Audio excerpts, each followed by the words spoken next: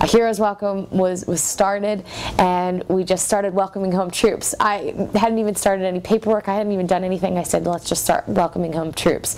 And it continued from there, and we've just been, it's been a huge success. People all over the country have said, how can we do this? How can we be a part of this? This is so important for the future of our country and the patriotism of our country and the defense of our freedoms, that we recognize these men and women that have sacrificed so much, that we recognize them as the true heroes that they are.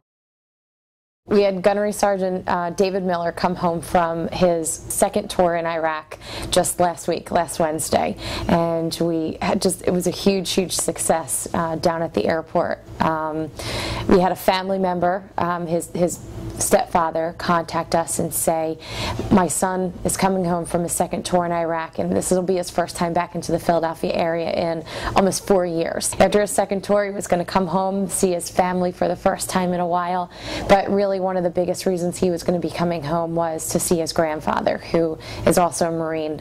His grandfather was very ill, and they knew that he was really in his final days when David was still over in Iraq. But unfortunately, Sunday, when Gunny Miller landed, he landed in Maine. That was his first American stop, and just as about he was touching down and stepping onto American soil, his grandfather passed away.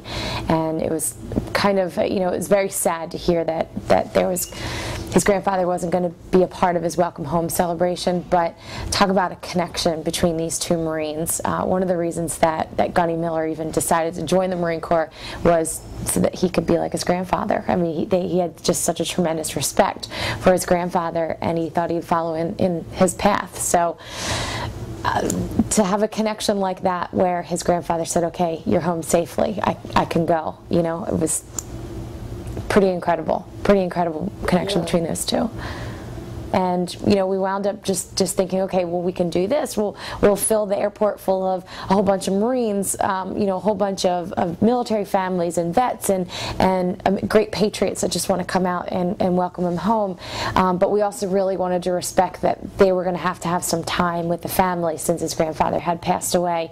We not only did the flight get moved up, we had to now cram and do everything within 48 hours, but we also had to really respect the kind of atmosphere that we were going to experience. Not only was it very joyous that this Marine had come back from his second tour, but we had to really respect the fact that their family was really going through some painful times as well. So my goal was to really honor the life of his grandfather, but also honor his sacrifice and his service to our country.